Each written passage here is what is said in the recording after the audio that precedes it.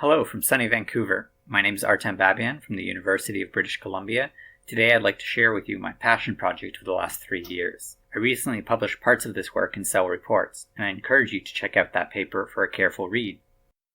I'd like you to come away from this talk and learn that the ribosomal RNA modification, m1acp, is 1.5 billion years conserved at the ribosomal P site.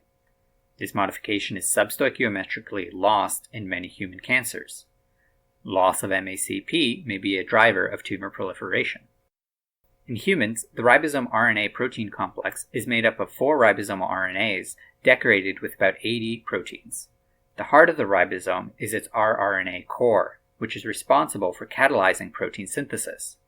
Within a cell, rRNA makes up about 80% of the total RNA content. To be transcribed at such a high level, the cell encodes between 80 and 800 copies of ribosomal DNA. During the Human Genome Sequencing project, all rDNA containing backmids were systematically depleted, and therefore the reference human genome is missing this critical gene.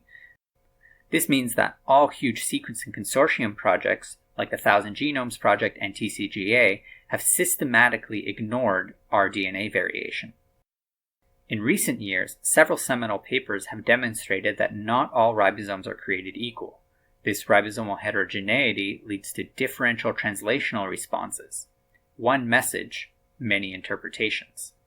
In 2017, I had rediscovered that rDNA sequences are in fact variable within humans, but I was interested, is any of this variation functional?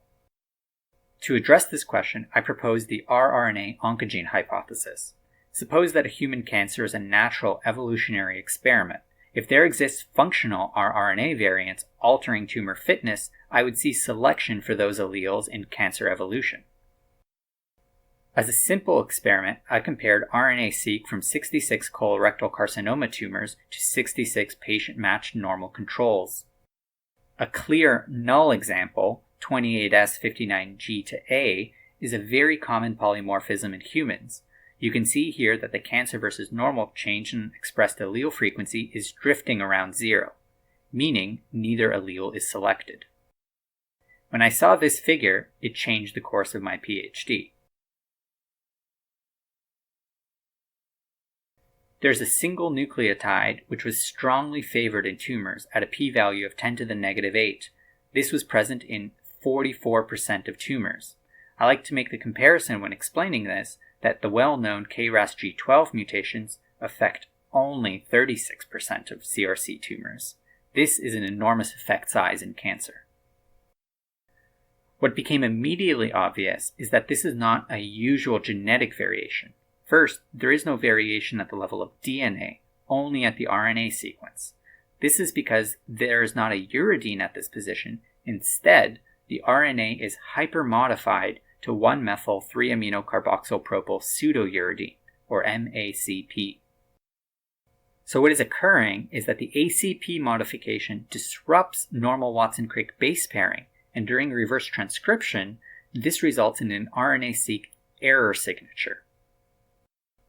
So reinterpreting the data, and this is the most critical point to understand, colorectal cancers are depleted for this rRNA modification, a signature which I term hypo-macp. So what is happening in the cancers is there is a breakdown in the process of converting uridine to m1acp. This is why we see a higher expressed allele frequency of the reference allele in the tumors. Of course, my first instinct was that this was a sequencing artifact, but when I looked at other RNA modification signatures in the data, these are unchanged between cancer and normal. So this is specific to the m1acp hypermodification. A quick aside, this isn't true for all cancers. 28S-M1A modification, for instance, is depleted, notably in almost all glioblastoma samples. I was still very skeptical, but repeating this analysis in 3 independent CRC cohorts all showed the same thing, hypo-macp. This is cancer biology. When I looked across 33 different kinds of cancer, this hypo-macp effect was present in many different types of cancers and largely absent from the normal control tissues. Hypo-macp is a major feature of cancer. The MACP modification is located on helix 31 of the ribosome and is perfectly conserved in all eukaryotes. It has been retained for over 1.5 billion years. The modification is flipped out and exposed in the mRNA channel, directly at the P site. This is the decoding heart of the ribosome. Recall, the ribosomal P site is where initiation codon selection occurs, which is the rate-limiting step of protein synthesis, and it is involved in translation rate and fidelity. So while it is unclear what the exact molecular mechanism of 18S1248 MACP is, it is ultra-conserved and a functionally critical position of the ribosome. Regardless of function, the presence of a molecular difference between the ribosomes in healthy tissue and the ribosomes of cancerous tissues raises a very promising possibility of cancer-specific ribosome inhibitors. In a series of elegant molecular dynamics experiments where each atom of the modification was removed in steps, Jill and Girodas showed that the absence of tRNA, the ACP modification hydrogen bonds with the universal arginine 146 of RPS16. This hydrogen bond requires both the ACP modification to reach the arginine as well as the methyl modification to stabilize base rotation in this interaction.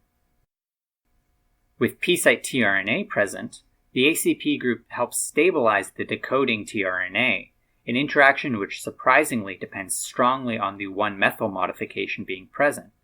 This is because the methyl modification reduces the chi rotational angle of the nucleobase.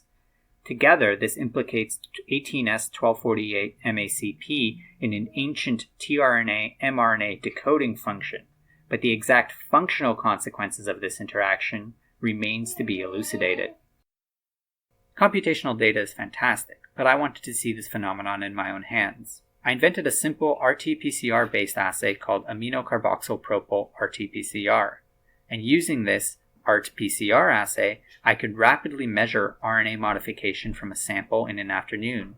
In brief, I was able to exploit a HINF-F1 cut site overlapping MACP as a rapid way to genotype the RT misincorporation signature.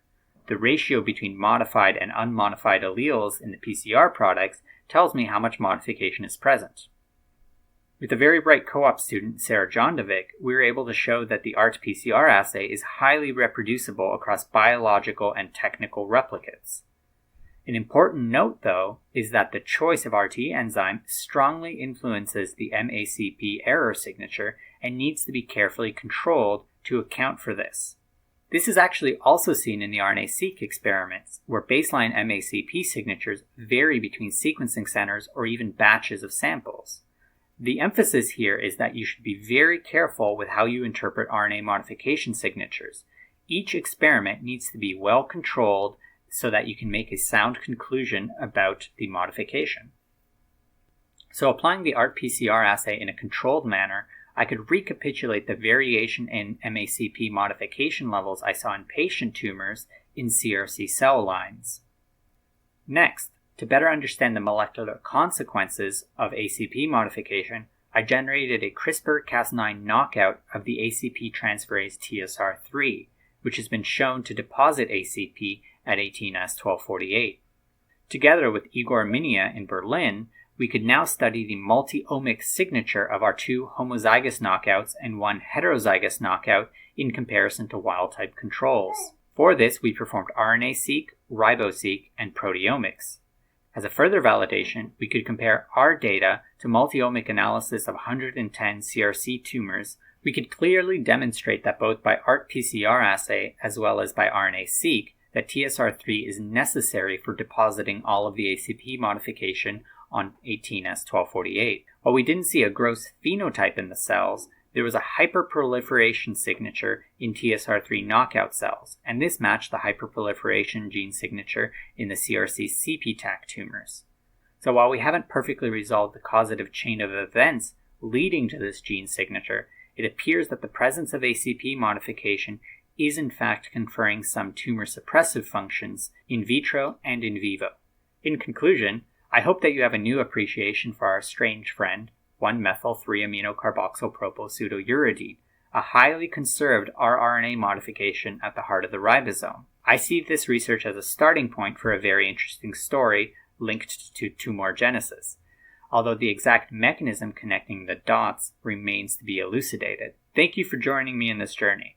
I couldn't have done this without my supportive collaborators, and I'd like to especially thank Dylan and Igor for their continued work, and I look forward to see where this takes us next. I'm currently looking to join a lab as a postdoc to continue this research on MACP and cancer. If you're interested in this project and have a place for an independently motivated postdoc, please reach out. Thanks again, and I look forward to meeting you all next year in Singapore.